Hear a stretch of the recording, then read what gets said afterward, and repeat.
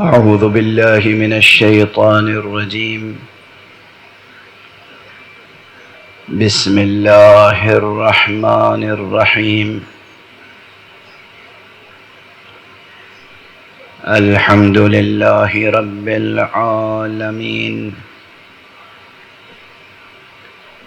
والصلاة والسلام على أشرف الخلائق أجمعين، سيدنا وسيد الأولين والآخرين، حبيبنا وحبيب إله العالمين، إمام المرسلين وخاتم النبيين، شفيع المذنبين ورحمة للعالمين، أبي القاسم المصطفى محمد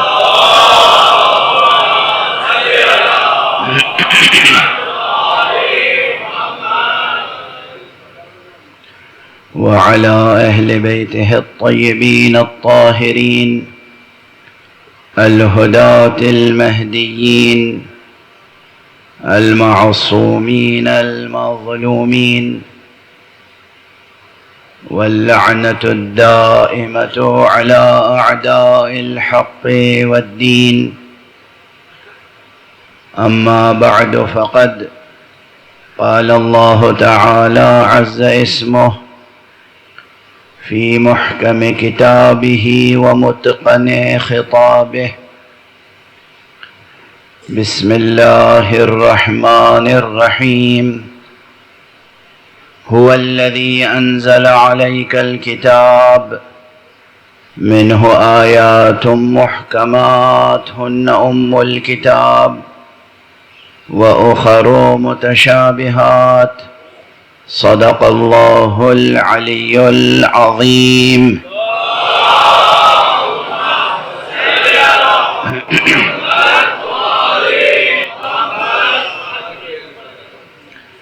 ایک اور بلندتر صلوات پڑھیں.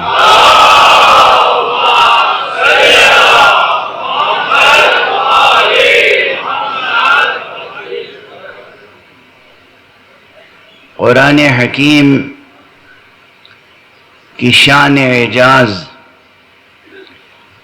اتنی ہی حیرت انگیز ہے جتنی حضرت امیر المومنین علی ابن ابی طالب کی شان اعجاز.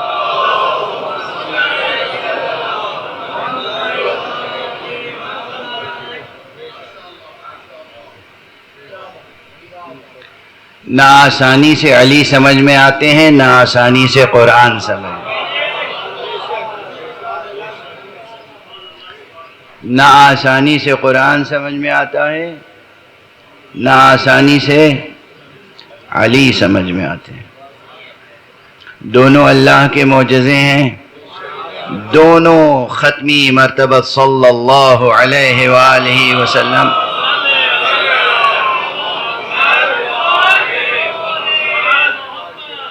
کے معجزے ہیں، اور دونوں دائمی اور ابدی اور باقی اور جاری اور ساری اور زندہ معجزے ہیں. قرآن بھی زندہ معجزہ ہے، اور حضرت امیر المومنین علی ابن ابی طالب علیہ السلام کی ذات گرامی بھی.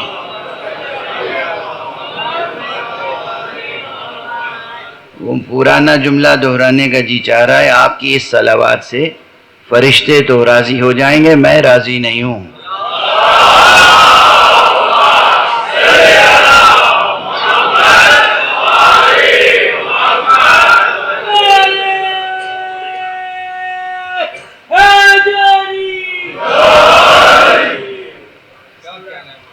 قرآن مقام ختم نبوت کا عظیم ترین معجزہ ہے، اس میں کسی شک کی گنجائش نہیں ہے. اور قرآن مجید کے ساتھ ساتھ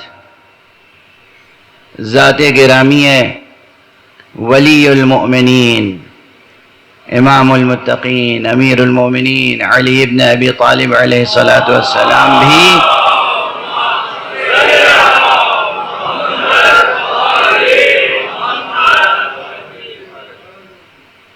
عظیم ترین معجزات الہیہ میں سے ہے۔ گفتگو محکمات و متشابہات کے تعلق سے تو ہو ہی رہی ہے۔ اب اگر کسی کے لیے میرے یہ جملے بھی متشابہ ہو جائیں تو کوئی بڑی بات نہیں ہے۔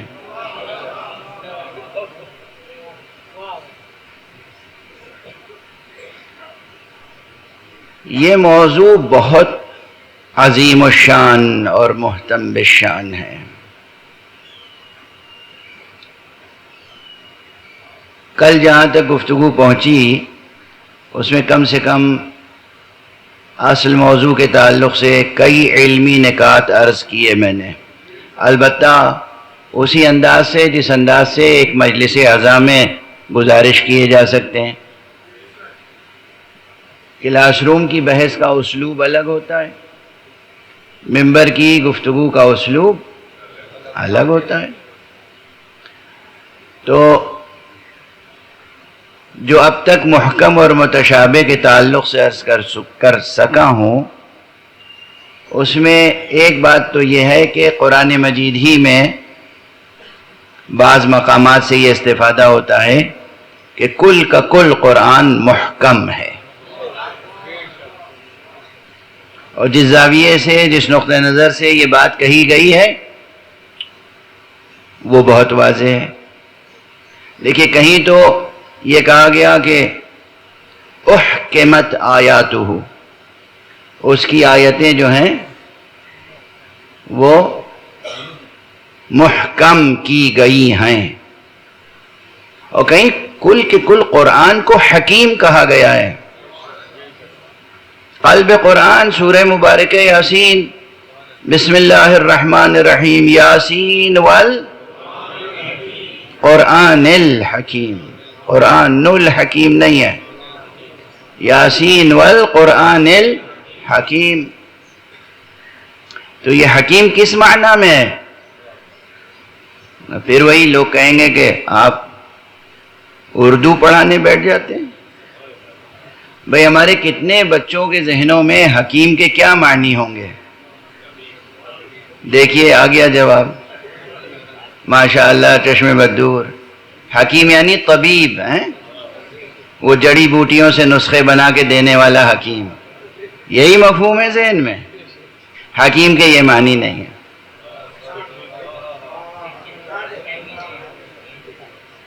خاص طور سے اس مقام پر حکیم کے یہ معنی نہیں ہے، ہر چند کے قرآن مجید شفا بھی ہے، قرآن مجید دوا بھی ہے، قرآن انسان کے نفس کی بیماریوں کے لیے بہترین دوا ہے۔ قرآن انسان کی نفسانی بیماریوں کے لیے، بلکہ اس کی ہر بیماری کے لیے، چاہے وہ نفسانی ہو یا جسمانی، ہر بیماری کے لیے بہترین دوا ہے قرآن، اس میں کوئی شک نہیں۔ لیکن یہ جو سورہ مبارکہ یاسین میں کہا گیا کہ یاسین والقرآن الحکیم، یہاں حکیم سے مراد وہ حکیم نہیں ہے جو نبض دیکھتا ہے اور نسخے لکھتا ہے اور شربت عنایت کرتا ہے اور معجون اور صفوف اور لعوق اور حبوب، یہ چیزیں جو دیتا ہے حکیم۔ اب تو یہ پوری تہذیب بدل گئی۔ تو اب جتنے الفاظ میں نے استعمال کیے سب نئے تھے آپ کے لیے گویا۔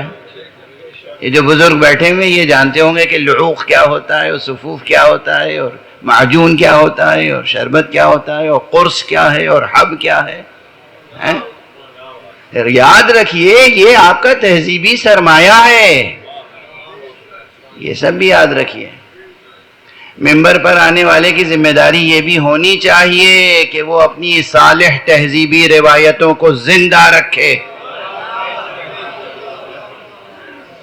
اور فاسد جدید روایتوں کے لیے مانع بن جائے۔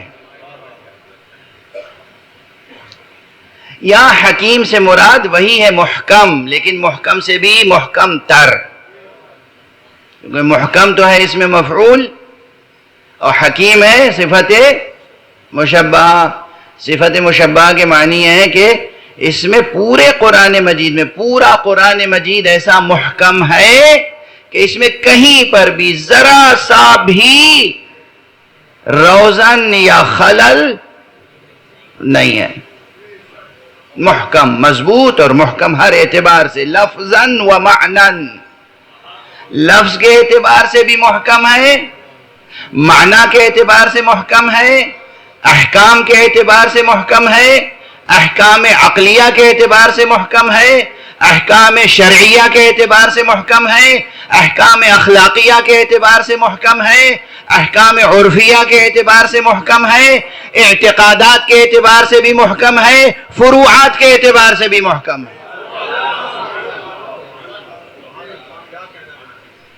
یہ قرآن مجید ہر اعتبار سے محکم ہے، کہیں ایک ذرا سی کمزوری اس میں نہیں ہے کہ کوئی منطقی آ جائے، کوئی ارسطو آ جائے، کوئی سقراط آ جائے، کوئی بقراط آ جائے، کوئی افلاطون آ جائے اور کہ قرآن مجید میں یہاں یہ منطقی خلل ہے، یہاں یہ فلسفیانہ کمی رہ گئی، یہاں یہ بلاغی کمی رہ گئی. ممکن نہیں ہے. جو اس طرح کی محکم کتاب ہو اسے کہتے ہیں الحکیم.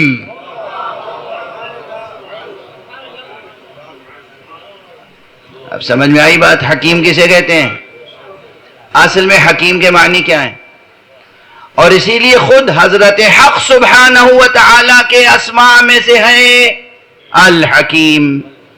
اللہ کے ناموں میں سے الحکیم ہے یا نہیں ہے؟ کیا سمجھتے ہیں اس حکیم کو؟ اب وہاں خیر اللہ سبحانہ و تعالیٰ کے اسماء و صفات کے بارے میں تو ابھی بحث چھیڑے گی، اس لیے کہ قرآن مجید کے متشابہ آیات میں زیادہ تر ان آیات کو شمار کیا گیا ہے جو اسماء الہیہ اور صفات الہیہ سے متعلق ہیں.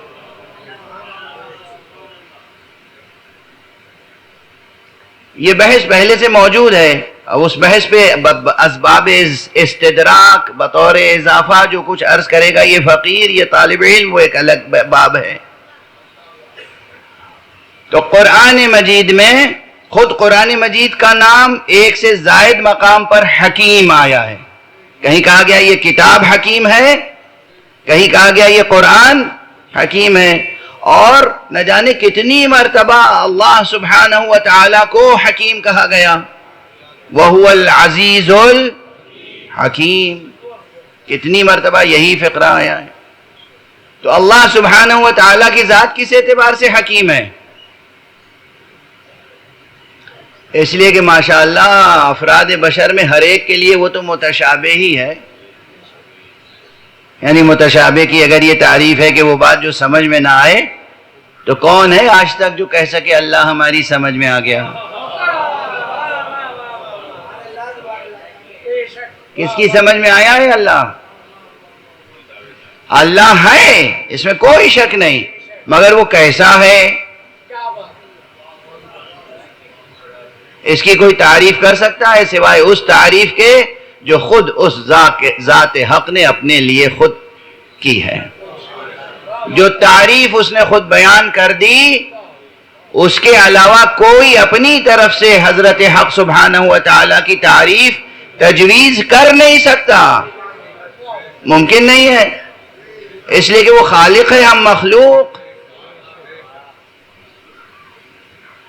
اور ہمارا ذہن ہے محدود اور وہ ہے لا محدود. تعریف تو اس چیز کی جاتی ہے نا جو ہمارے ذہن میں آ جائے. جو چیز سمجھ میں آئے اسے نہ آپ ڈیفائن کرتے ہیں، اور جسے آپ خود ہی نہ سمجھ پائیں اسے آپ ڈیفائن کیسے کریں گے؟ تو اللہ سبحانہ و تعالی کی ذات گرامی قابل تعریف نہیں ہے. صرف یہ ہے، اب یہ میرا پرانا جملہ ہے اور یہ ایسا جملہ ہے کہ میں چاہوں بھی کہ نہ دہراؤں تو دہرانا پڑتا ہے. اللہ وہ حقیقت ہے جس کا انکار ممکن نہیں ہے اور اعتراف مشکل ہے.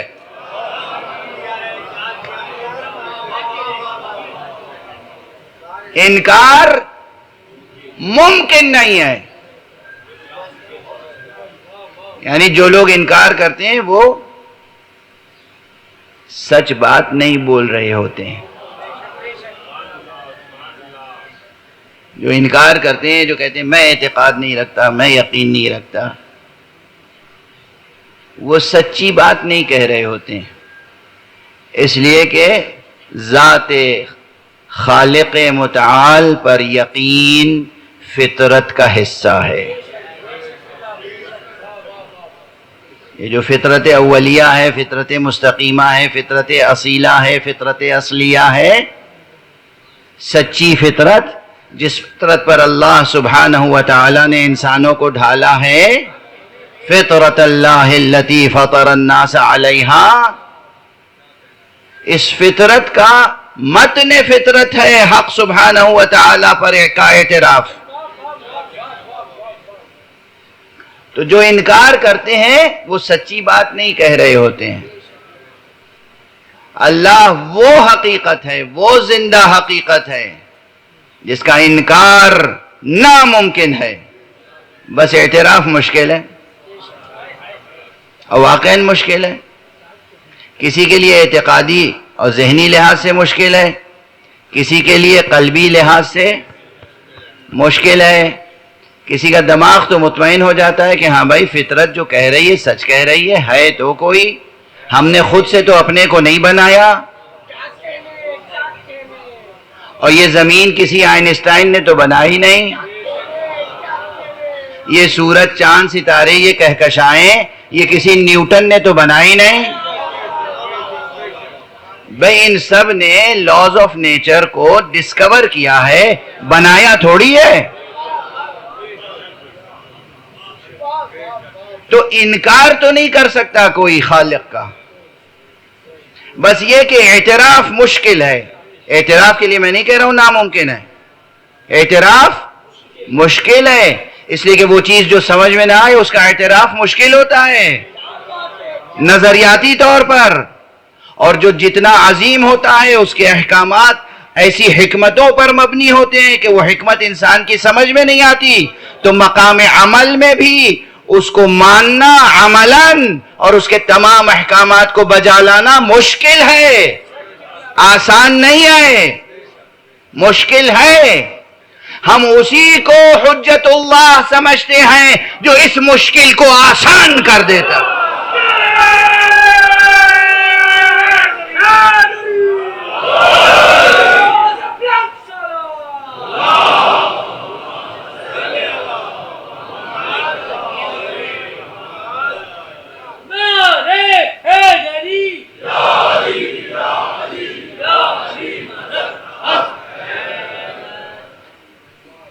تو جناب باری سبحانہ و تعالی حضرت حق عز و جل، اللہ جل شأنہ و عز اسمہ، اس کی ذات گرامی جو ہے وہ ایک لحاظ سے متشابہ ہے. ایک لحاظ سے کہہ رہا ہوں، یہ لفظ کا استعمال آپ یہ بھی کہہ سکتے ہیں کہ از راہ تفنن ہے، لیکن وہ حقیقت جو سمجھ میں نہیں آ سکتی، لیکن انکار نہیں کیا جا سکتا. سمجھ میں بھی نہیں آ سکتی، انکار بھی نہیں کیا جا سکتا. بس جیسے اس کی ذات ہے ویسے ہی اس کا کلام ہے. سمجھ میں آئے تو اقرار کرو، سمجھ میں نہ آئے تو بھی اقرار کرو، انکار نہ کرو. اس لیے کہ والراسخون فی العلم یقولون آمنا بہ، جو علم میں راسخ ہے وہ کہتے ہیں کہ ہم اس پر ایمان لائے. کل من عند ربنا، یہ محکم و متشابہ سب اللہ کی طرف سے ہے.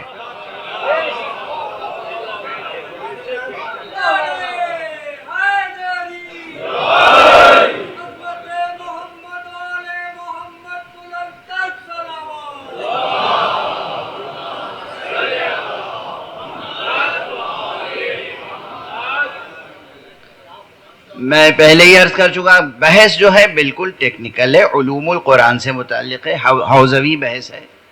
اور یہ طالب علم اپنی عادت کے مطابق یہ حوزوی بحث اٹھا کر لے آیا ممبر پر. لیکن ایک ہدف ہے، ایک مقصد ہے. ایک تو یہ کہ یہ عصر جس میں ہم جی رہے ہیں، یہ زمانہ، یہ بھی انفجار علم کا زمانہ ہے، فجر علم. بھی تمام کتابیں انٹرنیٹ پر آ گئی ہیں، تمام مباحث انٹرنیٹ پہ آ گئے ہیں، عربی میں، فارسی میں، انگریزی میں، فرینچ میں، جرمن میں، دنیا کی ہر زبان میں دقیق سے دقیق بحثیں ہو رہی ہیں۔ ان بحثوں میں جو ماہرین ہیں وہ بھی شرکت کر رہے ہیں، جو ماہرین نہیں ہیں وہ بھی پانچویں سواروں میں شامل تو ہیں۔ اب بہت سے بچے پانچویں سواروں میں شامل ہونا یہ محاورہ بھی بھول چکے، سنا ہی نہیں ہوگا کبھی، ہیں تو شامل کسی نہ کسی صورت سے۔ تو اس بحث کو یہاں چھیڑنے کا مطلب یہ ہے کہ جو ہماری نئی نسل ہے، بیدار مغز، وسیع النظر، جو اپنی ثقافت کو بہتر سے بہتر کرنا چاہتے ہیں، وہ واقف رہیں ان بحثوں سے۔ یہ ہمارے بیان کو سننے کے بعد اور مطالعہ کرنے کے بعد آپ اسپیشلسٹ نہیں بن جائیں گے، مفسر نہیں بن جائیں گے، محقق کامل نہیں بن جائیں گے، لیکن اگر کوئی چاہے محقق بننا تو اس کے لیے راہیں ضرور کھل جائیں گی،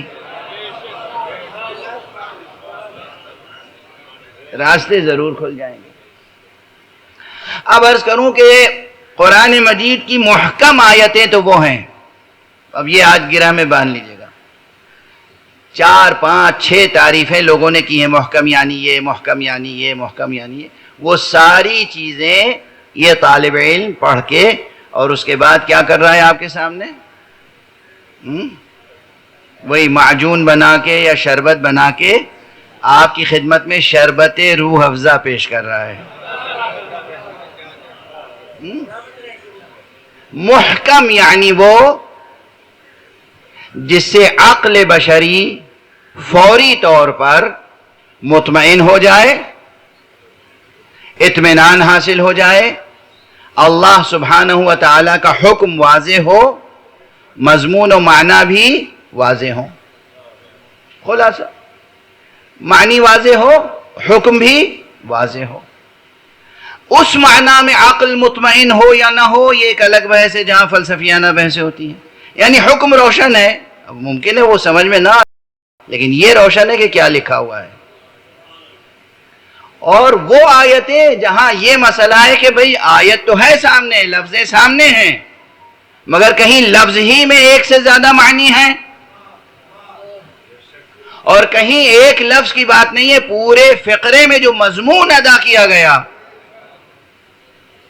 وہ مضمون قابل غور ہے، آسانی سے سمجھ میں نہیں آ رہا ہے کہ یہاں یہ بات کیوں کہی گئی۔ اگر قرآن مجید میں ہے کیوں کہی گئی سوال تو پیدا ہوگا، مگر پہلا ادب یہ ہے، پہلا تقاضائے ایمان یہ ہے کہ انکار نہ کریں۔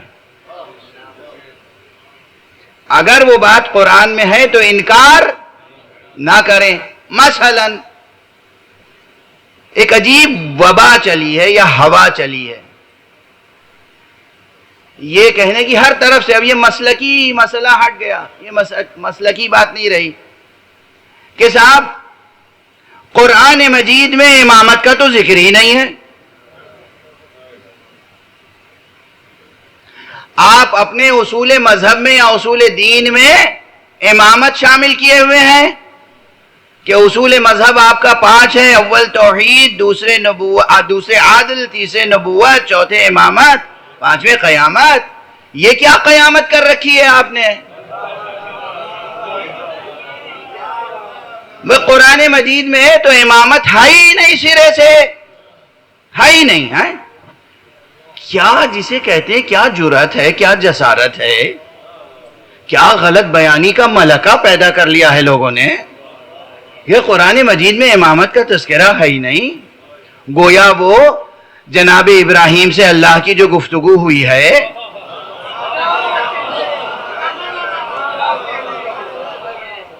وہ کس کتاب میں ہے؟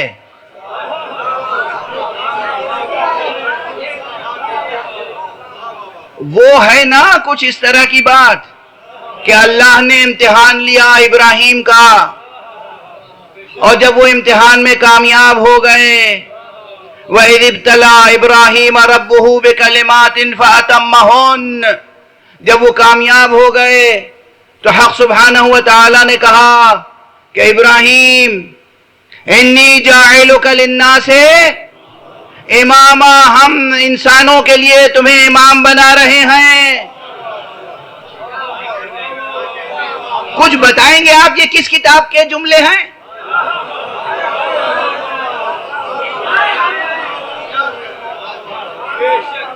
صحیفہ آدم میں ہوگا شاید، ہیں؟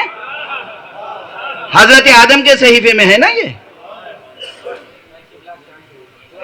یا صحیفہ نوح میں ہوگا، یا انجیل میں ہوگا، پھر توریت میں ہو، قرآن میں تو نہیں ہے.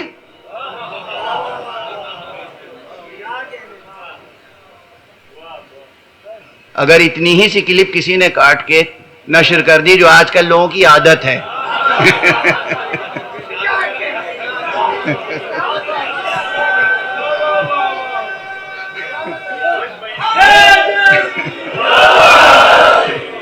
تو ہم کیا کر لیں گے اور آپ کیا کر لیں گے؟ بتائیے. کہ دیکھیے جناب برسر ممبر کیا گستاخی و جسارت ہے، انہوں نے کہہ دیا کہ یہ آیت قرآن میں نہیں ہے. ارے آپ مسلسل کہتے رہتے ہیں کہ امامت کا ذکر قرآن میں نہیں ہے. ہمیں تو معلوم ہے کہ یہ آیت قرآن کی ہے، اور پورے قرآن مجید میں کہیں بھی ذکر امامت نہ ہوتا، کہیں بھی لفظ امام اور امامت نہ آیا ہوتا، تنہا یہ ایک آیت ہوتی تب بھی پورے فلسفہ امامت کے لیے کافی تھی.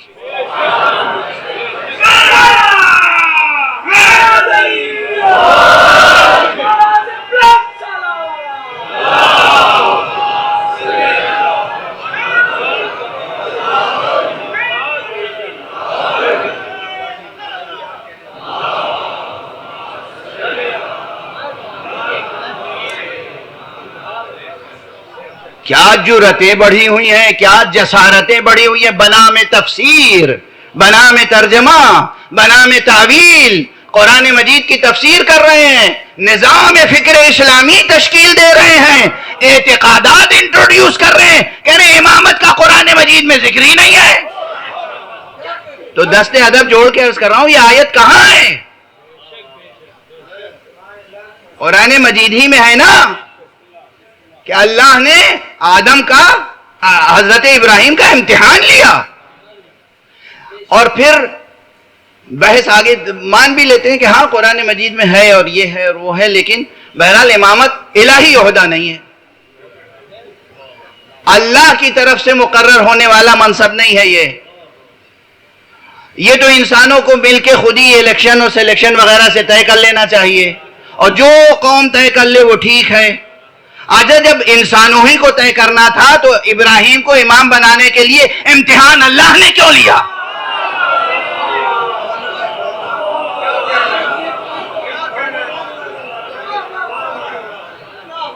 یہ الہی مداخلت کیوں ہے؟ آپ اپنے ملک کا پرائم منسٹر چنتے ہیں یا پریزیڈنٹ منتخب کرتے ہیں یا ایم پی چنتے ہیں یا گورنر چنتے ہیں، چیف منسٹر چنتے ہیں، اللہ امتحان لیتا ہے اس کا.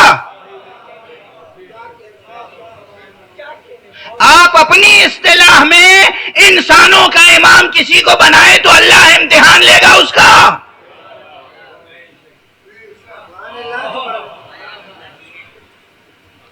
آپ کے اصول ہیں، آپ کا دستور ہے، آپ کے اصول ہیں، آپ کے رسوم ہیں، آپ کے رواج ہیں، آپ کی روایتیں ہیں، آپ کی ٹریڈیشنز ہیں، وہ چاہے مذہبی ہوں غیر مذہبی ہوں جو بھی ہوں، آپ چنتے ہیں، آپ اصول بناتے ہیں، آپ مقرر کرتے ہیں، آپ کرسی پہ بٹھاتے ہیں.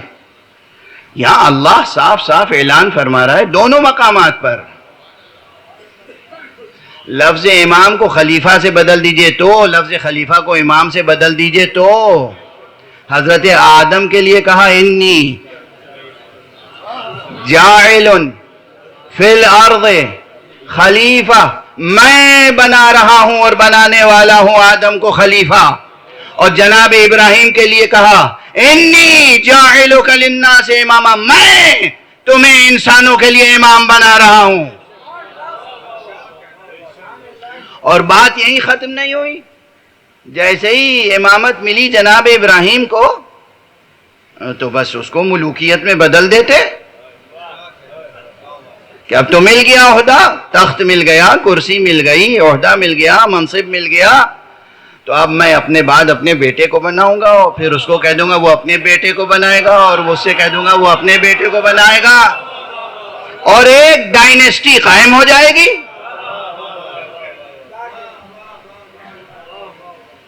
دیا اس نے، اور جناب ابراہیم علی نبینا وعلیہ الصلاۃ والسلام نے، یا علیہ وعلی نبینا الصلاۃ والسلام، یہ نہیں کیا کہ بس اب عہدہ مل گیا تو خاموش بیٹھے رہو، جب تک تم زندہ ہو زندہ ہو، جب جانے لگنا تو اپنے بیٹے کے لیے بیعت لے لینا سب سے۔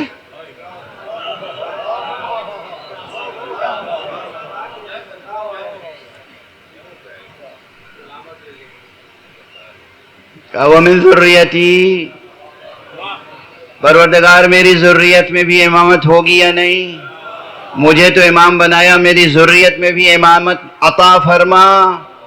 تو اللہ نے بھی یہ نہیں کہا کہ ہم نے بھئی تمہیں بنا دیا۔ اب یہ بار بار سوال کاہے کا ہے؟ جب جانا، دنیا سے اٹھنا، جب ہم تمہیں بلائیں گے اپنے پاس تو اپنے بیٹے کو خلیفہ بنا دینا، جانشین بنا دینا، بیعت لے لینا۔ یہ نہیں اختیار دیا، نہ صرف یہ کہ اختیار نہیں دیا، وعدہ بھی کیا، اور مشروط وعدہ، وعدہ کیا اور مشروط وعدہ۔ وہ کیا مشروط وعدہ تھا؟ یہیں سے ہمارے اعتقاد کی بنیاد پڑتی ہے۔ یہ کسی ملک کا جیسے دستور ہوتا ہے نا، دو بالکل متحارب قوتیں ہیں، دو افراد ہیں یا دو انجمنیں ہیں یا دو احزاب ہیں، اور بیچ میں دستور ایک ہے۔ یہ کہتا ہے اس نے دستور توڑا، یہ کہتا ہے اس نے دستور توڑا۔ ہر ملک میں یہ ہے، یہ اپنے انداز سے دستور کو انٹرپریٹیشن کرتے ہیں، وہ اپنے انداز سے کرتے ہیں۔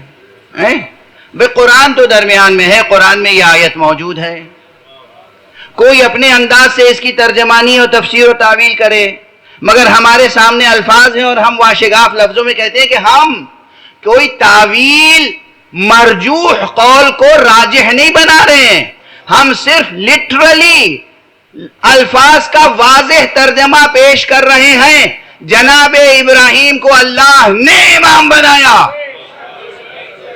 امتحان لینے کے بعد بنایا، اور کب بنایا؟ جب نبی پہلے بنا چکا تھا، رسول پہلے بنا چکا تھا، خلیل پہلے بنا چکا تھا۔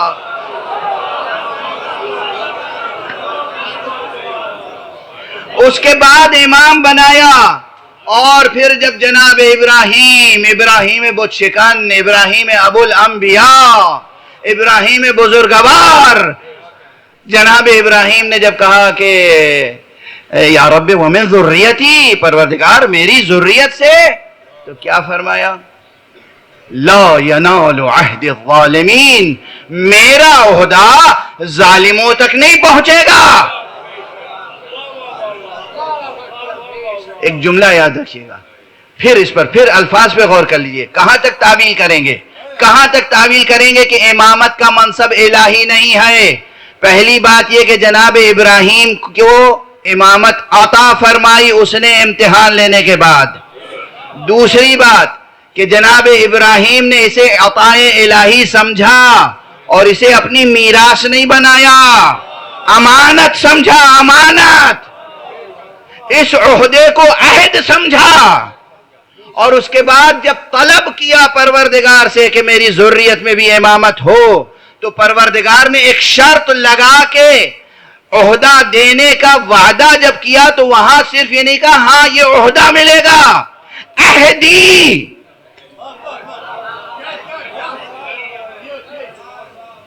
عہدی، لا ینال عہد الظالمین، میرا یہ منصب ظالموں تک نہیں پہنچے گا۔ خدا کہہ رہا ہے امامت میرا منصب ہے، امت کہہ رہی ہے الہی منصب نہیں ہے۔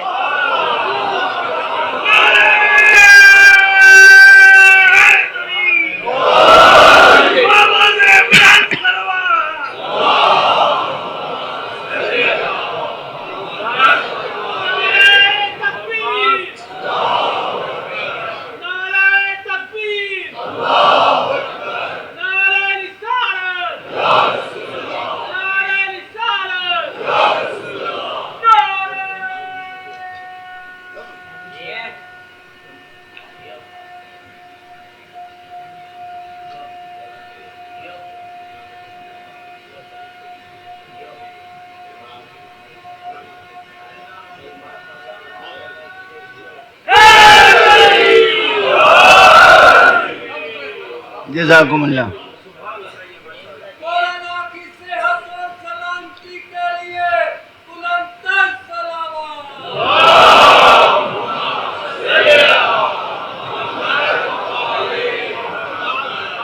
بھائی بات بالکل علم نشرہ ہے کہ نہیں؟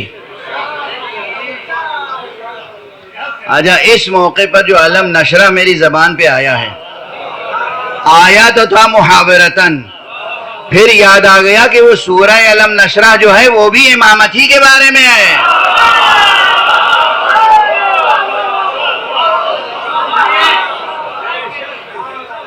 اور اس میں بھی دلالت سورہ کی تہ در تہ ہے. اسے خطابت نہ سمجھیے گا، اسے شاعری نہ سمجھیے گا، دلالت آیات کی تہ در تہ ہے. ان تمام آیتوں کو متشابہ بنا دیا گیا.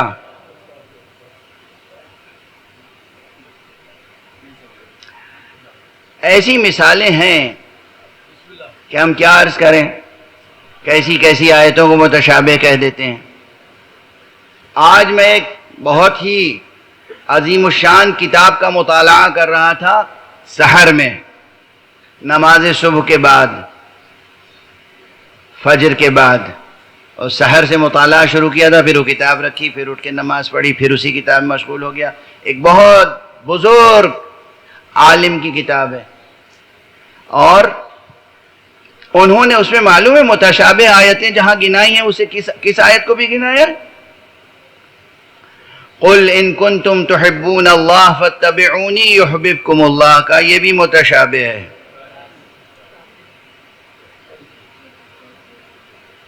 سنا آپ نے؟ اب بتائیے اس فقیر کو اس موضوع پر بولنا پڑے گا یا نہیں؟ قرآن مجید کی آیت ہے، قل اے رسول کہہ دیجئے ان کنتم تحبون اللہ، اگر تم اللہ سے محبت رکھتے ہو، فاتبعونی تو میری پیروی کرو، یحببکم اللہ اللہ بھی تم سے محبت کرے گا. کہتے یہ متشابہ ہے. کیوں متشابہ ہے؟ اس لیے کہ وہ اس بحث میں پڑ گئے کہ ہمارے پاس تو دل ہے، ہمارے پاس احساسات ہیں، جذبات ہیں، تو ہم تو محبت کرتے ہیں، ہماری محبت سمجھ میں آتی ہے. اللہ کے پاس دل نہیں ہے، اللہ کے پاس جذبات نہیں ہے، تو وہ محبت کیسے کر سکتا ہے؟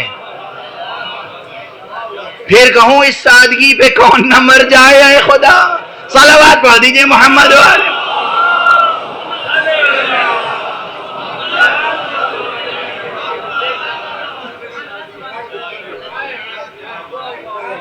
اب دیکھیں یہ میری ہمدردی ہے اس مصنف کے لیے کہ میں نے نام نہیں لیا، ورنہ آپ اس کے اوپر کیا کیا کہتے.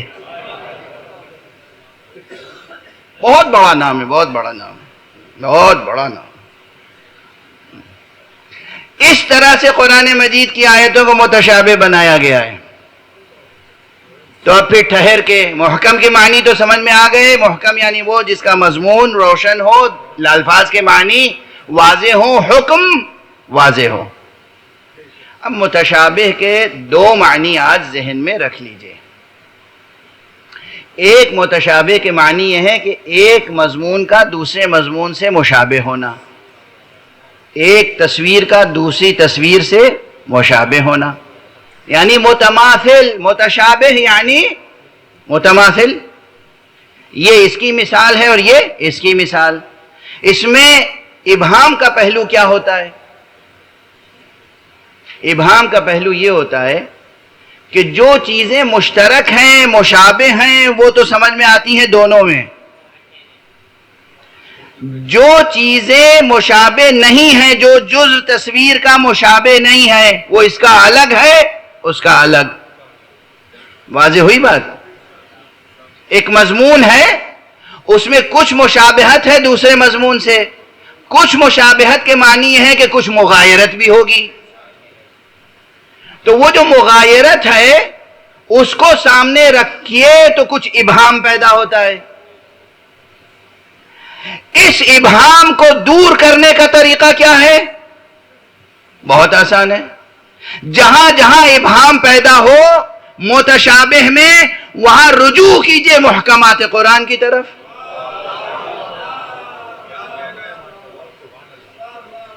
جہاں شبہ پیدا ہو وہاں آپ رجوع کر لیں، وہاں اس نقطے کی طرف جو یقینی ہے.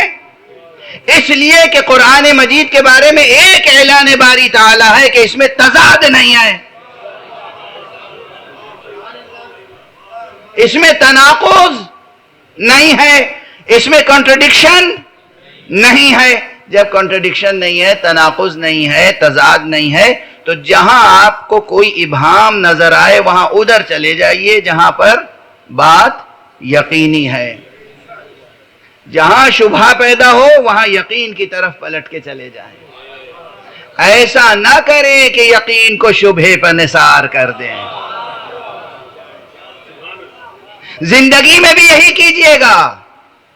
اگر ایک بار آپ نے محمد رسول اللہ کا کلمہ پڑھ لیا تو اب پیغمبر جنگ کے لیے کہیں آپ کے دل میں شبہ ہو تو یقین کو سلامت رکھیے گا، شبہے کا اظہار نہ کیجئے گا.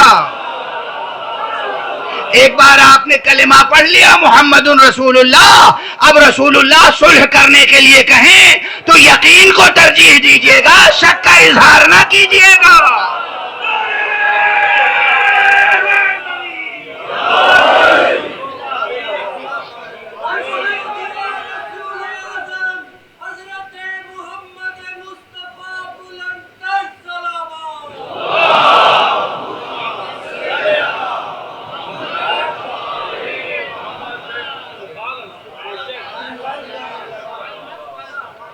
عقل یہ کہتی ہے کہ جو چیز یقینی ہے وہ یقینی ہے. شک کو یقین کی روشنی میں زائل کیا جاتا ہے. شک کی بنا پر یقین سے دستبردار نہیں ہوا جاتا. یہ عقل کا تقاضا ہے، عقل کا. یہ چیز اصول دین میں بھی ہے، یہ چیز اصول تفسیر میں بھی ہے، یہ چیز محکمات و متشابہات کی بحث میں بھی ہے، یہ چیز اپنی روح کے اعتبار سے اصول فقہ میں اور فقہ میں بھی ہے کہ اگر یقین حاصل ہے تو یقین پر قائم رہیے گا. شک کوئی پیدا ہو گیا تو شک کی وجہ سے یقین سے دستبردار نہ ہو جائیے گا.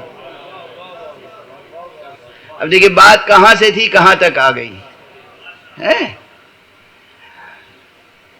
عمل کے میدان میں بھی آپ عمل کرتے ہیں، ماشاءاللہ سب صاحبان عمل ہیں. ہم تو کسی کے سلسلے میں کوئی سوء ظن رکھنے کا شرعی حق نہیں رکھتے اور آپ میں سے کوئی نہیں رکھتا.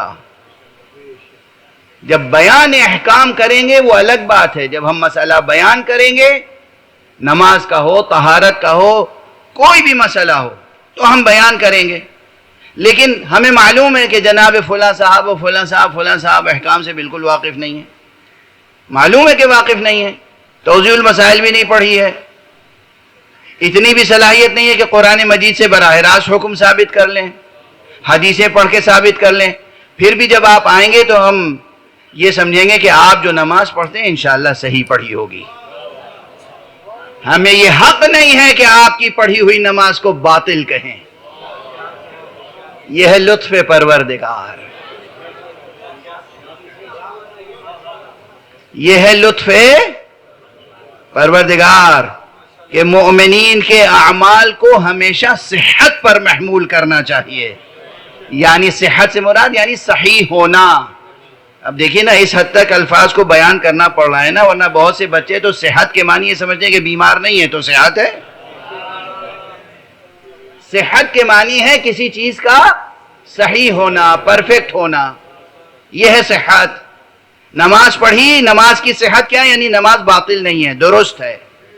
تو جو بھی عمل کوئی مومن کرے ہمیں حکم دیا گیا ہے کہ اس کے عمل کو محمول کریں صحت پر، یعنی انشاءاللہ درست. آپ نے جو نمازیں پڑھی درست.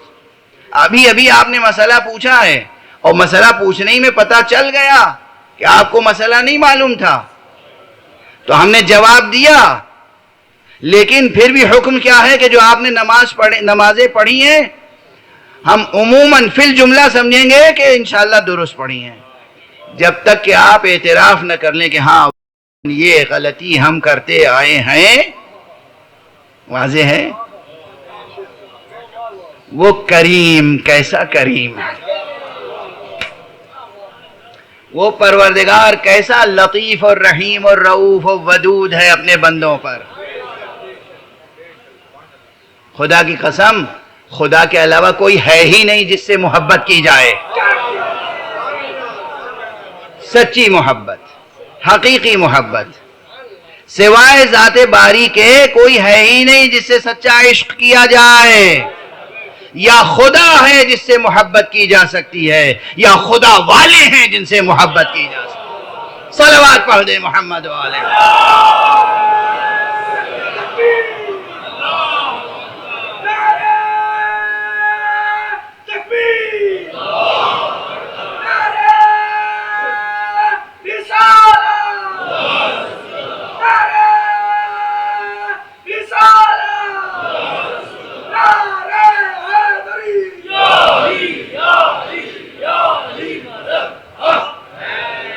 سلامت رہیں، خدا قبول فرمائے.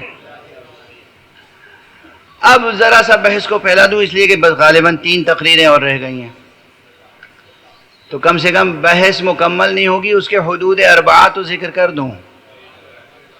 ایک آؤٹ لائن، ایک فریم ورک کہ بھئی یہ محکم و متشابہ ان دونوں ٹرمینالوجیز کی ڈیفینیشن کے بعد قرآن مجید کی آیتوں کو ایک ایک کر کے گننا شروع کیجئے اور دیکھیے کہ کس مفسر نے کس آیت کو متشابہ کہا ہے اور کس کو محکم. تو آپ کو ایک عظیم الشان اختلاف نظر آئے گا، جسے کوئی محکم کہہ رہا ہے، کوئی متشابہ. اسی لیے میں نے پہلے یا دوسرے دن عرض کر دیا تھا کہ یہ دونوں اصطلاحیں ریلیٹیو ہیں، یعنی نسبیت ہے، اضافیت ہے. کسی کے لیے کوئی چیز محکم ہے اور کسی کے لیے کوئی چیز متشابہ ہے، اور کسی نے خود سے کوئی چیز متشابہ بنا لی ہے. میں تو یہی سمجھ سکتا ہوں جیسے ہمارے لیے تو امامت بالکل محکم ہے، قرآنی اعتبار سے محکم ہے، تاریخی اعتبار سے نہیں. تاریخ بھٹک جائے تو کیا ہم قرآن سے دستبردار ہو جائیں گے؟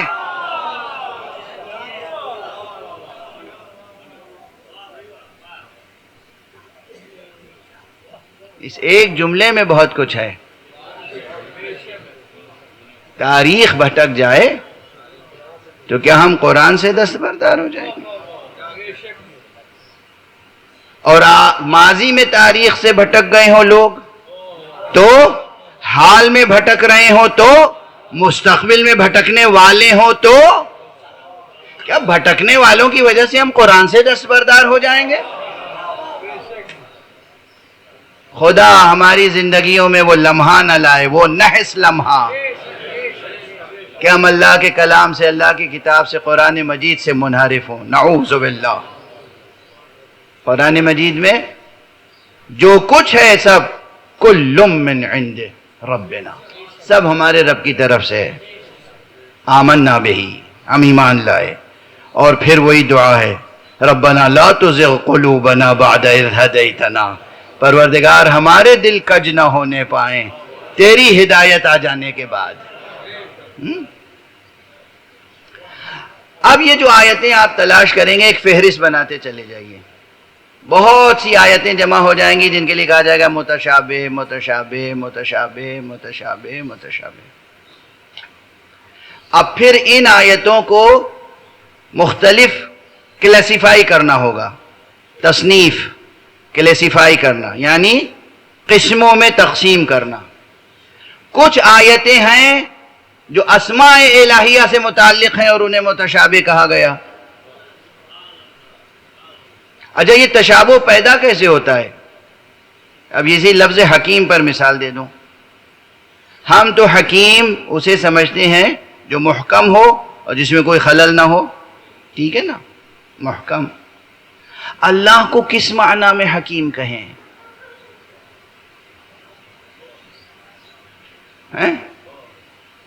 ہم اپنی ذات کو جس معنی میں محکم یا حکیم کہہ سکتے ہیں، کیا اسی معنی میں اللہ کو کہہ سکتے ہیں؟ نہیں، ہرگز نہیں. نعوذ باللہ،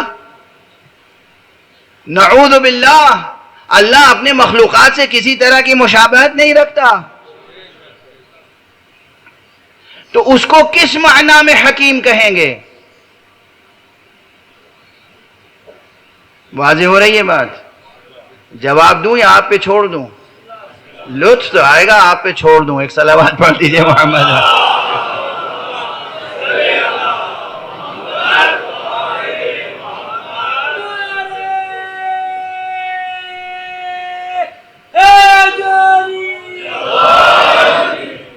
بھئی اگر آپ رسمن مجلس سننے آئیں تب تو ایک الگ بات ہے، رسمن تو نہیں سننے آئے ہیں نا، تو پھر ہوم ورک لے کے جائیے، تھوڑی سی محنت کیجئے، مطالعہ کیجئے، جستجو کیجئے. سب نہیں کر سکیں گے، جو کر سکتے ہیں طالب علم، جو ریسرچر ہیں، جو اہل ذوق ہیں، اہل نظر ہیں، اہل مطالعہ ہیں، کچھ تو کیجئے. آگے 3 تقریریں باقی ہیں، آپ نہیں جواب لائیں گے تو ہم جواب عرض کر دیں گے، انشاءاللہ آپ لے کے آئیں گے. مشکل سمجھے آپ کہاں پر ہے؟ مشکل کیا ہے کہ لفظ ایک ہے، ہم اس کے ایک معنی سے واقف ہیں، لیکن ہم اس معنی سے واقف ہیں جو مخلوقات کے خصوصیات یا شؤون میں سے ہے. وہ بات جو مخلوقات کے لائق ہو خدا کے لائق کیسے ہو سکتی ہے؟ تو ہم جس معنی میں بندوں کو کہتے ہیں حکیم، اللہ کو کیسے حکیم کہیں گے؟ بات متشابہ ہو گئی. ڈیفینیشن کیا ہے اللہ کے تعلق سے؟ حکیم کی ڈیفینیشن کیا ہے؟ دوسرا لفظ ایسے ہی بغیر ارادہ لفظ آ رہے ہیں ذہن میں، عرض کر رہا ہوں. شہید. شہید کے کتنے معنی ہیں؟ اور آپ اپنے انسانوں کے لیے بھی شہید کا لفظ استعمال کرتے ہیں. شاہد، انسانوں کے لیے بھی شاہد کا لفظ استعمال کرتے ہیں. مادی پیکر شاہد کا بھی ہوتا ہے اور معنوی اور مجرد بھی. آخر آپ کہتے ہیں نا شاہد معنی. یہ شاہد معنی کیا ہے یا شاہد معنی کیا ہے؟ واضح ہے. لفظ شاہد، لفظ شہید، لفظ حکیم، جتنے الفاظ ہیں ان سب کے وہ معانی ہمارے سامنے ہیں جو مخلوقات کے لائق ہیں. تو خالق کے لائق جو معنی اور مفہوم ہے وہ کیا ہے، اور وہ کہاں سے دریافت کیا جائے اور کیسے ڈیفائن کیا جائے؟ نہیں سمجھ میں آئے گی بات تو آیت متشابہ ہے. یہ ایک قسم ہے جو اسماء الہیہ سے متعلق آیات ہیں. آج صرف اقسام گن لیجئے، حالانکہ وقت ختم ہو گیا. ایک صلوات پڑھ دیجئے محمد و آلہ.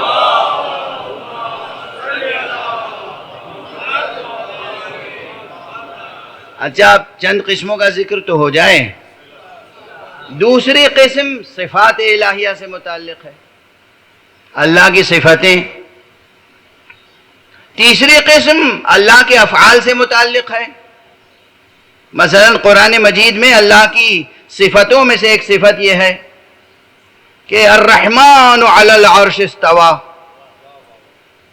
رحمان جو ہے وہ اپنے عرش پر متمکن ہوا. بھئی ہم کیسے متمکن ہوتے ہیں؟ ایک تخت ہوتا ہے اور ہم اس پہ جا کے بیٹھ جاتے ہیں. کیا ایسے ہی کوئی عرش ہے، ایک تخت ہے، اس پہ اللہ سبحانہ و تعالی بیٹھا ہوا ہے؟ جو اس معنی کو مانتے ہو لیکن بہت سے مسلمان نہیں مانتے، اور جو مانتے ہیں ہم انہیں بھی کافر نہیں کہتے، اور جو نہیں مانتے ہیں انہیں بھی آپ کافر نہیں کہہ سکتے. کافر کہنے کی رسم چھوڑ دیجئے. آپس میں ایک دوسرے کو کافر نہ کہا کریں. صحیح بخاری میں 2 روایتیں میری نظر میں اس وقت یاد آ رہی ہیں، شاید اس سے قریب تر اور بھی ہوں. صحیح بخاری میں، صحیح مسلم میں یہ روایتیں موجود ہیں حضور پاک سے کہ تم ایک دوسرے کو کافر نہ کہو. اگر تم نے کسی کو کافر کہا اور وہ کافر نہیں تھا تو پھر تم خود کافر ہو جاؤ گے.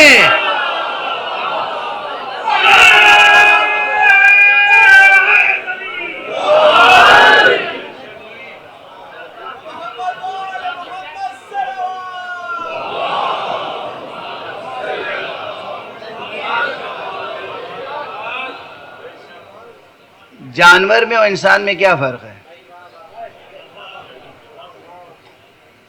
حیوان میں اور انسان میں کیا فرق ہے؟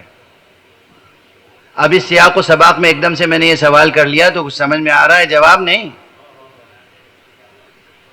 حیوان اختلاف رائے کے ساتھ ایک جگہ سکون سے نہیں رہ سکتا۔ یہ انسان کی شان ہے کہ اختلاف رائے کے باوجود سکون سے رہے، مل جل کے رہے۔ یہ انسان کی شان ہے۔ آپ کی رائے الگ ہے، ہماری رائے الگ ہے، پھر بھی ہم آپ کو مسکرا کے دیکھیں گے، آپ ہمیں مسکرا کے دیکھیں گے، ہم آپ سے ہاتھ ملائیں گے، ہم آپ سے گلے ملیں گے، ہم آپ کو کھانا کھلائیں گے، آپ ہمیں کھانا کھلائیں گے۔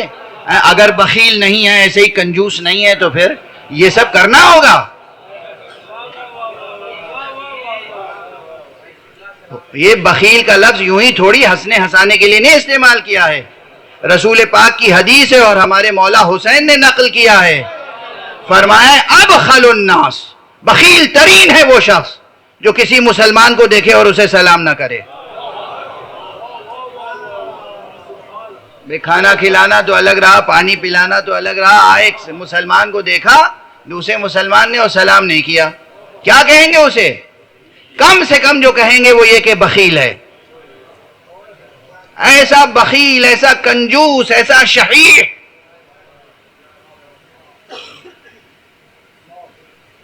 سلام نہیں کر سکتا۔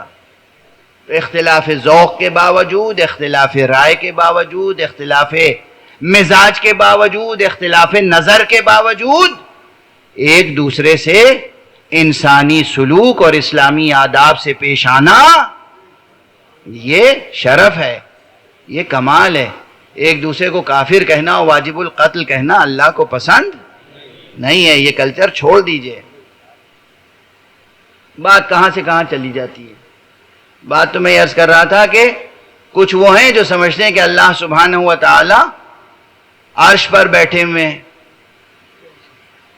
کچھ سمجھتے ہیں کہ یہ سب علامتی چیز ہے، سمبولک ہے، میٹافوریکل ہے، یہ استعارہ ہے۔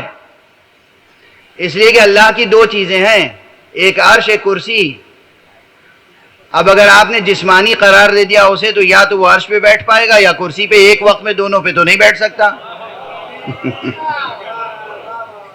کرسی کا بھی ذکر قرآن میں ہے اور عرش کا بھی ہے۔ یا اپنی طرح سمجھ رکھا ہے کہ وہ آفس آورز میں عرش پہ بیٹھتا ہے اور اس کے بعد جب آفس آورز ختم ہو جاتے ہیں تو پھر اٹھ کے کرسی پہ بیٹھ جاتا ہے۔ کیا سمجھ رکھا ہے خدا کو؟ بھئی متشابہات کی بحث ہو رہی ہے تو یہ سب تو آئے گی نا بحث۔ جتنے محتمل معانی ہیں سب غور کرنے پڑیں گے۔ یہ سب بحثیں ایسی ہیں کہ بچے بھولیں گے نہیں انشاءاللہ۔ ایک صلوات پڑھ دیجئے محمد۔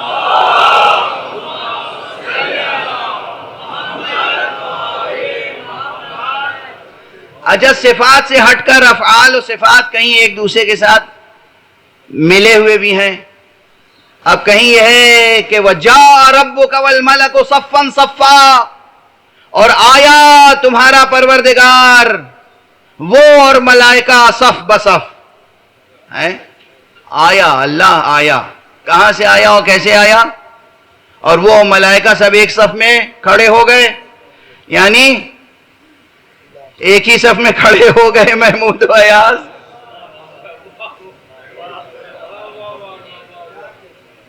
وَجَاءَ رَبُّكَ وَالْمَلَكُ صَفًّا صَفًّا۔ اچھا، یہ سب قرآن مجید کی آیتیں ہیں۔ اللہ کا عرش پہ بیٹھنا، اللہ کے لیے کرسی کا ثابت ہونا، اللہ کا کے لیے مجیء کا تذکرہ قرآن مجید میں اس انداز سے، یہ سب اسماء و صفات و افعال باری تعالی سے متعلق ہیں۔ اور چونکہ یہ اسماء کے معانی اور یہ صفات اور یہ افعال انسان عاجز و حقیر کے ذہن میں نہیں آ سکتے، اس لیے ان میں سے تمام تر معانی کو متشابہات میں قرار دے دیا گیا۔ جیسے اب متشابہات میں یہ بھی ہے کہ ہر شے فنا ہو جائے گی مگر کیا باقی رہے گا؟ وَيَبْقَى وَجْهُ رَبِّكَ ذُو الْجَلَالِ وَالْإِكْرَامِ۔ مشہور آیت ہے. یہ وجہ رب سے کیا مراد ہے؟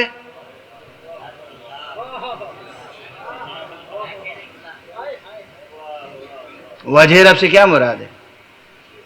جو لوگ اللہ کو مکان و مکانیات سے، زمان و زمانیات سے، جسم و جسمانیات سے منزہ جانتے ہیں، تو ان کے لیے وجہ کی کیا تفسیر ہوگی؟ ہے نا مشکل. تو متشابہات میں سے یہ آیت متشابہات میں سے. کتنی آیتیں اب سمجھ میں آ رہی ہے کہ میں نے یہ بحث کیوں چھیڑی تھی؟ لطف خدا یہ ہے کہ اس نے بہت سی متشابہات حقیقتیں اس طرح ہمیں سمجھائی ہیں کہ وہ محکمات بن گئیں. یہ سب بظاہر متشابہ ہیں. اب دیکھیں یہ بحث اتنی دقیق ہے کہ جن لوگوں کے ذہن میں ایک ہی معنی ہے، منقبت ہے، اس میں کوئی شک نہیں، اس میں کوئی شک نہیں، اس میں کوئی شک نہیں، وہ منقبت ثابت ہے. وہ لقب حضرت آقا مولا امیر المومنین علی ابن ابی طالب علیہ السلام کے لیے ثابت ہے. علی وجہ اللہ ہے، علی عین اللہ ہے، علی لسان اللہ ہے، علی جنب اللہ ہے. یہ سب ثابت ہے. لیکن کس معنی میں یہ سمجھنا پڑے گا. اس معنی میں نہیں کہ اللہ کا ایک جسم ہے اور اس کا ایک چہرہ ہے اور وہ چہرہ علی ہے. نعوذ باللہ من ذالک. 100,000 بار نعوذ باللہ من ذالک. واضح ہے نا. تو یہ متشابہ بحثیں تو ہیں، اسماء الہیہ سے متعلق، صفات الہیہ سے متعلق، افعال الہیہ سے متعلق، حقیقت وحی و نبوت سے متعلق. بعض آیتیں ہیں جو متشابہ ہیں. حقیقت امامت سے متعلق پہلے ہی میں نے عرض کیا کہ محکم کو بھی لوگوں نے متشابہ بنا دیا. اور یہ آخرت سے متعلق، یہ معاد اور آخرت سے متعلق جو آیتیں ہیں اور جنت کی جو کیفیتیں بیان کی گئی ہیں اور نعمات جنت کی، اور جو جہنم کی کیفیتیں بیان کی گئی ہیں اور جہنم کے عذابوں کی، کتنی آیتیں متشابہ ہیں. کیسے تفسیر کریں گے ان کی؟ ہیں آیتیں قرآن میں ثابت ہیں، سمجھ میں نہیں آئیں گی مگر ان پر ایمان رکھنا پڑے گا. ایمان رکھنا پڑے گا. اور یہ نہیں کہ سب کے لیے متشابہ ہیں. یہ نہیں کہ اللہ کے علاوہ کوئی نہیں ہے جو اس کے معنی نہ سمجھتا ہو. یہ میں عرض کر چکا ہوں. خود اس آیت مجیدہ، اس آیت مبارکہ کی تفسیر میں، قرأت میں اختلاف موجود ہے. اب آج وقت تمام ہو گیا اور میری طاقت بھی ساتھ چھوڑ رہی ہے. تو انشاءاللہ کل کہ خود یہ آیت جو ہے جس میں کہا گیا ہے وَمَا يَعْلَمُ تَأْوِيلَهُ إِلَّا اللَّهُ وَالرَّاسِخُونَ فِي الْعِلْمِ، اور نہیں جانتا ان متشابہ آیتوں کی تعویل مگر اللہ. تو یہاں اللہ کہہ کے رک جائیں یا آگے بڑھیں؟ والراسخون فی العلم، یہ والراسخون فی العلم پر جا کر یعنی والراسخون فی العلم کہنے سے پہلے رک جائیں. وما یعلم تأویلہ الا اللہ، رک جائیں پھر کہیں والراسخون فی العلم یقولون. یا ایسا نہیں ہے ہم کہیں وما یعلم تأویلہ الا اللہ والراسخون فی العلم یقولون. تو یقولون کی دو حیثیت ہوگی یہاں پر. اب دیکھیے بالکل ٹیکنیکل بحث ہے، میں مجبور ہوں کہنے پر اور آپ معذور ہیں نہ سمجھنے پر. ایک صلوات پڑھ دیجئے محمد والے. سب کو نہیں کہہ رہا ہوں،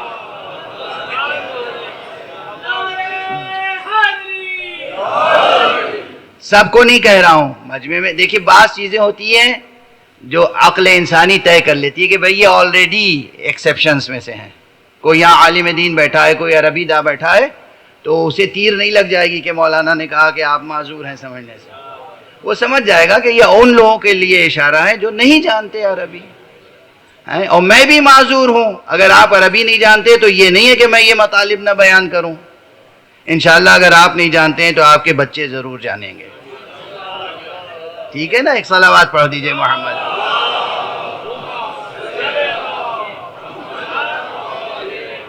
ایک اور بلند صلوات پڑھ دیجئے.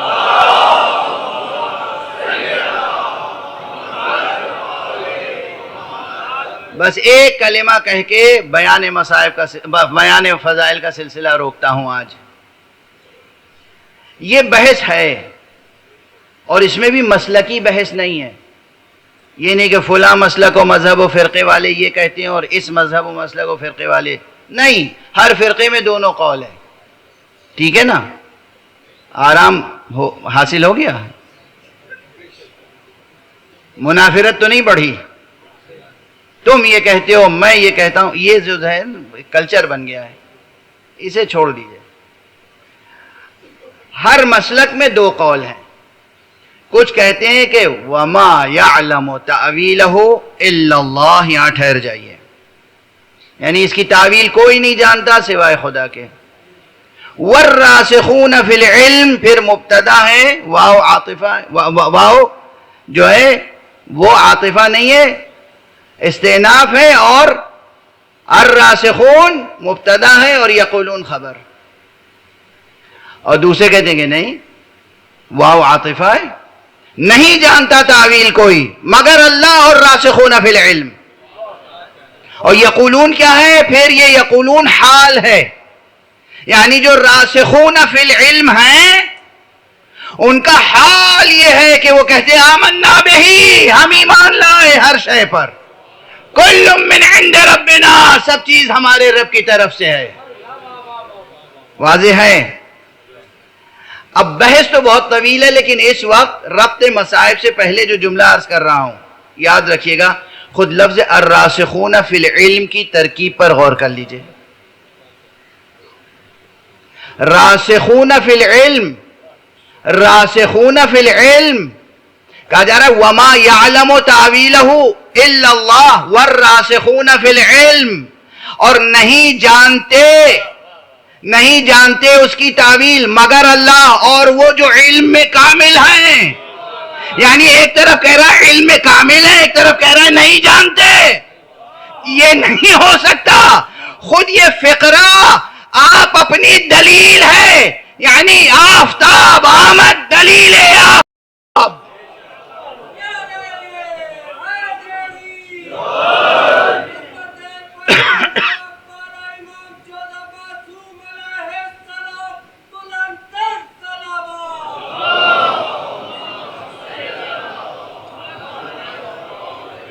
ایک اور سلام.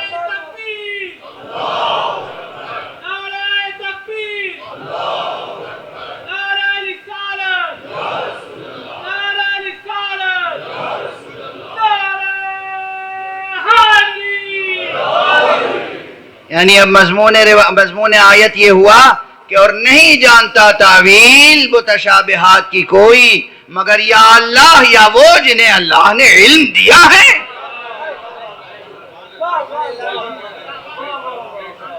مضمون یہ ہوا نہیں جانتے وہ مگر وہ جو جانتے ہیں.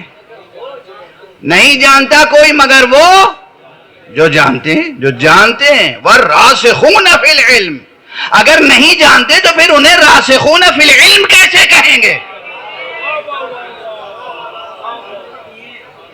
یعنی نہیں جانتے ہو پھر کہہ رہے راسخون فی العلم کہ وہ علم میں راسخ ہیں، علم میں کامل ہیں، علم میں حجت ہیں. یہ نہیں ہو سکتا. ہاں بہت سی حقیقتیں متشابہ ہوتی ہیں، مگر جو علم رکھتا ہے اور ایمان رکھتا ہے کمال کے درجے پر، اس کے لیے وہ متشابہ نہیں ہوتی. لوگوں کی سمجھ میں نہیں آتا کہ حسین جانتے تھے پھر بھی کربلا کیوں گئے.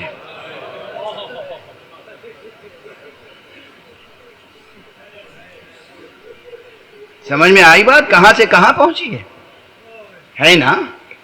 اعتراض کرنے والے اعتراض کرتے ہیں. روشن فکر اپنی روشن فکری کا ثبوت اس طرح کے اعتراضات سے دیتے ہیں. آخر سارے صحابہ روک رہے تھے، سارے لوگ روک رہے تھے، اور آپ کے بقول حسین جانتے تھے کہ کربلا میں کیا ہوگا، پھر بھی کیوں گئے؟ والراسخون فی العلم. جو علم میں راسخ ہیں ان کی اپنی شان ہے، ان کی اپنی شان ہے، ان کی اپنی عظمت ہے، ان کے اپنے وظائف ہیں، ان کے اپنے فرائض ہیں، ان کی اپنی تکلیفیں ہیں. انہیں جو کرنا ہے وہ کریں گے بخاطر خدا. اسی لیے اس فقیر کا یہ جملہ یاد رکھیے گا، اس منبر پر پہلے کہہ چکا ہوں، ہم وہ ہیں کہ ہمیں شریعت پر عمل کرنے کا پابند بنایا گیا ہے. وہ ہیں راسخون فی العلم جنہوں نے خود کو مشیت پر عمل کرنے کا پابند بنایا. ان کو جاؤ ان کو جاؤ.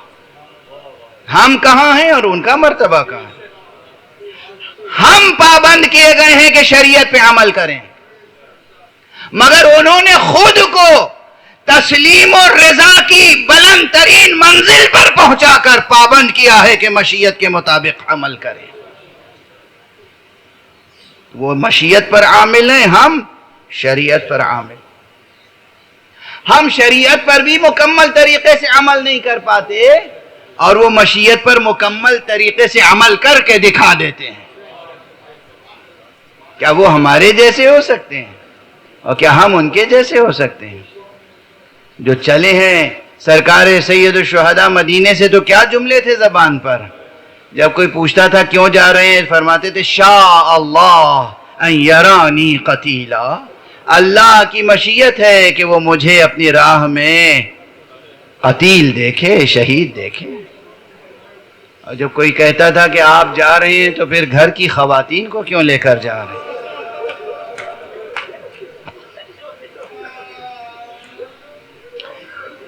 یہ مخدرات عصمت و طہارت انہیں لے کر کہاں جا رہے ہیں؟ یہ نبی زادیاں ہیں، انہیں کس لیے ساتھ لے جا رہے ہیں؟ فرمایا شاء اللہ یراہن سبایا. اللہ کی مشیت یہ ہے کہ یہ اسیر ہوں. یہ تاریک قلب خود ساختہ روشن فکروں کی سمجھ میں نہیں آتی ہیں باتیں. معلوم ہے آپ معذور ہیں، آپ معذور ہیں، نہیں سمجھ سکتے، مگر یہ حقیقت ہے. حسین جانتے تھے کہ کیا ہونے والا ہے کربلا میں، رسول جانتے تھے کیا ہونے والا ہے کربلا میں، بی بی جناب ام سلمہ کو معلوم تھا کیا ہونے والا ہے کربلا میں. بس 2-3 فقرے عرض کروں گا، اس سے زیادہ نہیں. علی اکبر کو لے کے جا رہے تھے تو آقا حسین کو معلوم تھا کہ اس کے چاند سے سینے پہ برچھی کا پھل لگے گا.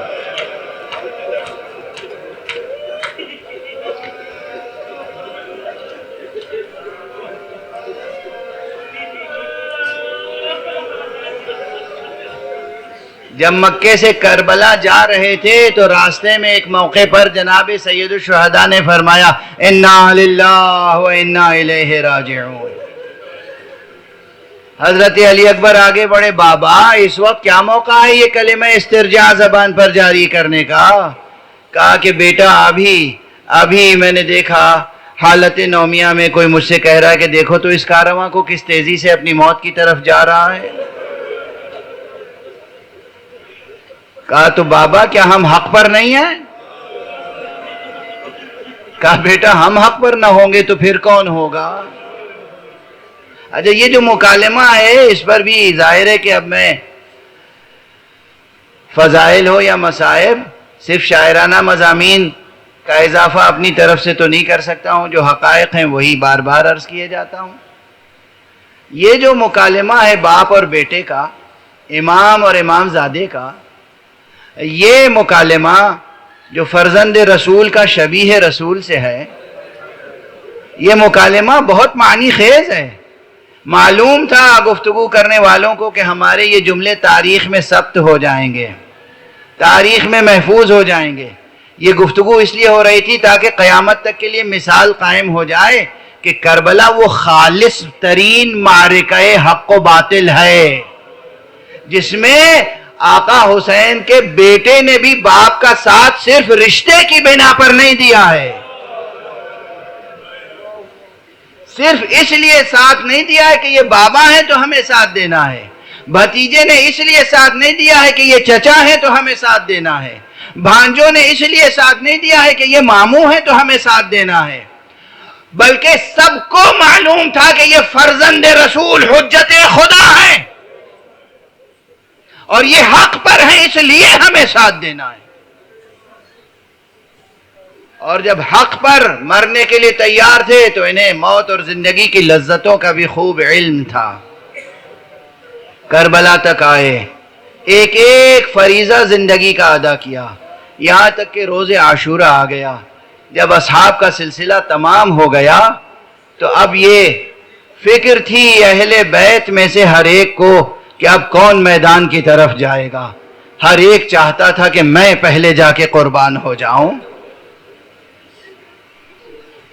آقا امام، اب یہ ایک روایت ہے، مشہور روایت ہے، تاریخوں میں موجود ہے کہ آقا امام حسین علیہ السلام نے کہا سب سے پہلے میں اپنا بیٹا بھیجوں گا قربان ہونے کے لیے۔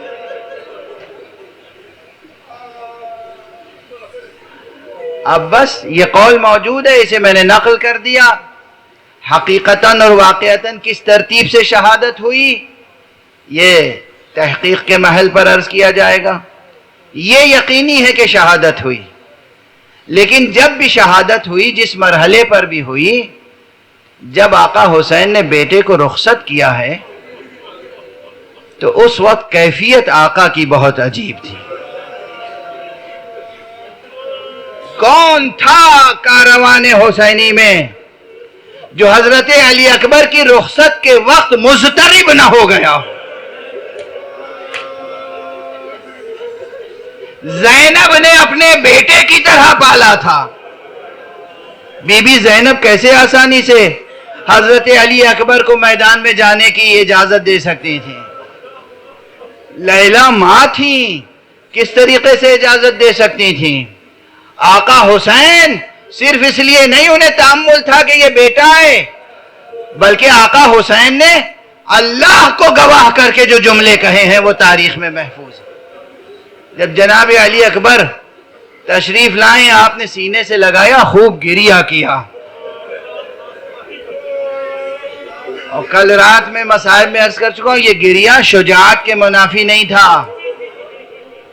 خوب گریہ کیا اور اس کے بعد ہاتھ آسمان کی طرف اٹھایا ہے، پروردگار اللہم اشہد علی ہؤلاء القوم فقد برز الیہم غلام اشبہ الناس برسولک خلقا وخلقا ومنطقا۔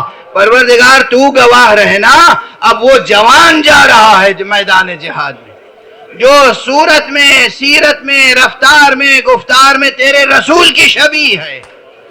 پروردگار ہم اہل بیت جب تیرے رسول کی زیارت کے مشتاق ہوتے تھے تو اس جوان کو دیکھ لیا کرتے تھے۔ جناب علی اکبر میدان کی طرف تشریف لے گئے۔ اب ذرا اندازہ کیجئے، جناب علی اکبر گھوڑے پر ہیں، میدان کی طرف جا رہے ہیں، مگر پیچھے پیچھے حضرت امام حسین تیز تیز قدموں سے آگے بڑھ رہے ہیں۔ ایک مرتبہ بیٹے نے پلٹ کے دیکھا اور بے اختیار ہو کے گھوڑے سے اتر آئے، بابا کی دستبوسی کی، بابا کے سینے سے لگ گئے۔ بابا، آپ نے کسی کو رخصت کرتے وقت یہ کیفیت اختیار نہیں کی، کسی کو میدان میں بھیجتے ہوئے یہ انداز اختیار نہیں کیا۔ میں گھوڑے پر ہوں اور آپ میرے پیچھے پیچھے تشریف لا رہے ہیں۔ آقا حسین نے فرمایا بیٹا، تم نے دیکھا نہیں ہے جب کوئی قربانی اللہ کی راہ میں پیش کرتا ہے، قربانی آگے آگے ہوتی ہے، خود پیچھے پیچھے ہوتا ہے۔ ارے میں بھی تو تمہیں اللہ کی راہ میں قربانی کے طور پر پیش کرتا ہوں۔ اجرکم علی اللہ۔ بس اب آخری جملہ اتنا ہی کہہ سکوں گا، اس سے زیادہ نہیں کہہ سکوں گا۔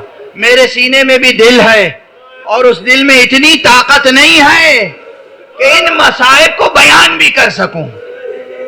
جناب علی اکبر میدان میں تشریف لے گئے۔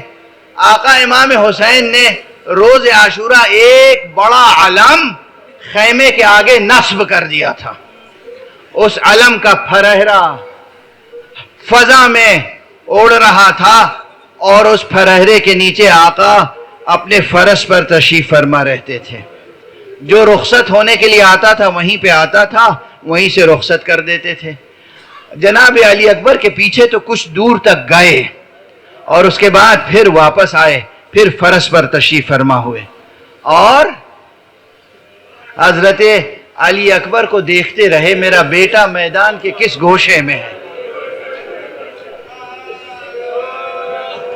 اور بیویاں خیمے کے دروازے پر جمع ہیں,